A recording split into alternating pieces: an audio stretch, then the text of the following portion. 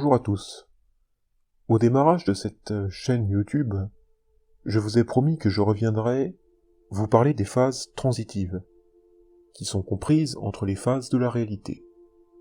Maintenant que vous avez des connaissances sur le karma, sur l'esprit et la méditation, je pense que vous êtes dorénavant prêts à comprendre tout ce que je vais vous raconter sur ces sujets. Je vais commencer par un petit rappel.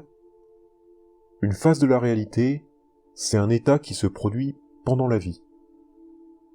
Donc, dans la vie, on a ce qu'on appelle l'instant présent, l'état normal, le sommeil, ou bien la méditation. L'autre phase de la réalité, c'est la mort. L'intervalle entre deux phases de la réalité, donc par exemple entre le moment de se coucher et le sommeil, ou bien entre la vie et la mort, c'est ce qu'on appelle une phase transitive.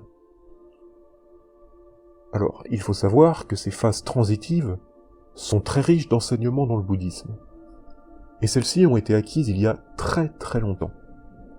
Les enseignements sont donc transmis de maître en maître, de génération en génération. Je vais essayer d'être le plus clair possible dans mes explications parce que ces enseignements nous informent énormément sur ce qui va suivre après notre mort. En effet, ils forment un guide pour les vivants, mais aussi pour les morts. Même si un vivant qui connaît parfaitement l'enseignement des phases transitives finit par mourir, un maître spirituel encore vivant peut lui réciter l'enseignement devant sa dépouille pour être sûr qu'il n'oublie rien sur ce qu'il doit faire durant sa traversée de la mort. Cet enseignement a ainsi pour but de faire atteindre l'éveil à la personne décédée. On l'a vu, il y a des enseignements qui concernent les vivants, mais il y en a aussi pour les morts. Pendant que nous sommes en vie, nous pouvons atteindre l'éveil par la méditation, mais une fois morts, nous ne pouvons pas méditer. Il y a donc un autre moyen d'atteindre l'éveil. Et c'est ce que les enseignements vont nous expliquer. Selon la tradition, il existerait quelques moyens de parvenir à l'état d'éveil juste avant de mourir, si nous n'avons jamais médité dans notre vie. Donc, pendant la phase transitive entre la vie et la mort. Ce moyen, c'est de poser son regard sur un objet sacré, ou bien de porter une sorte de tatouage de texte sacré, boire des boissons sacrées préparées par des moines, exercer une pratique très spéciale, celle du transfert de conscience de la vie vers la mort, que je vous présenterai un autre jour, ou encore un autre moyen, c'est d'entendre la lecture de l'enseignement sur les phases transitives. Vous voyez bien l'importance de cet enseignement précis que sont les phases transitives. Je vais maintenant vous présenter cet enseignement. D'abord, il faut savoir que la phase transitive la plus importante est celle qui se situe entre la vie et la mort, parce qu'elle présente une opportunité exceptionnelle.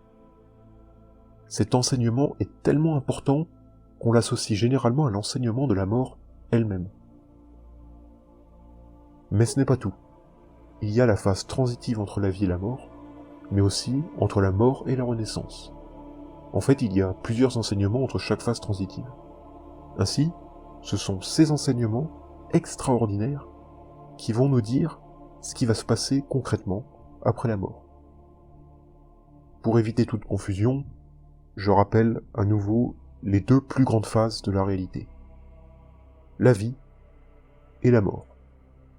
Dans la vie, il y a des sous-phases. On l'a vu tout à l'heure, ce que j'appelle l'instant présent, la méditation et le sommeil. Les intervalles qui se situent entre ces phases sont donc les phases transitives. Il est difficile de faire la nuance entre une phase de la réalité et une phase transitive, car la vie, à l'échelle du temps de notre esprit, est très courte. Mais pour notre cerveau, la vie nous paraît longue, donc nous la considérons comme une phase de la réalité. Mais pour notre esprit, la vie est une phase transitive. La vie est donc un cas particulier, une grande opportunité pour se préparer à la mort et une première occasion d'atteindre l'éveil. L'intervalle entre la vie et la mort est une phase transitive que l'on appelle l'instant avant la mort. Il s'agit de l'intervalle entre les débuts de ce qu'on appelle le processus de la mort et la mort. L'intervalle entre la mort et la renaissance est une seconde phase transitive que l'on nomme l'après-mort. Dans cette phase transitive, l'esprit intérieur se révèle, c'est ce qu'on appelle le réveil de l'esprit. À cet instant, l'esprit rayonne et apparaît comme une grosse boule de lumière avec une diffusion de sons et de couleurs. L'intervalle entre la renaissance et la vie est la dernière phase transitive. Il s'agit ici de l'intervalle entre le temps où l'esprit s'est réveillé dans la mort et la vie. Nous pouvons compter ainsi plusieurs intervalles importants. La première chose à savoir sur chacune de ces phases transitives, c'est qu'elles représentent des opportunités immenses de libération de l'esprit. Donc la libération de l'esprit qui correspond à l'éveil. Donc qu'est-ce que ça veut dire concrètement ?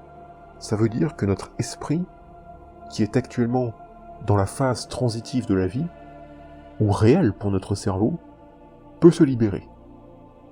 L'occasion d'éveil est continuellement en nous jusqu'à notre mort. Mais au-delà de la mort, les occasions de libération seront discontinues. Les enseignements des phases transitives sont donc les moyens d'y parvenir. Je termine cette vidéo là-dessus. Nous aurons l'occasion d'aborder ces phases transitives dans le détail plus tard. On se retrouve la semaine prochaine pour une nouvelle vidéo.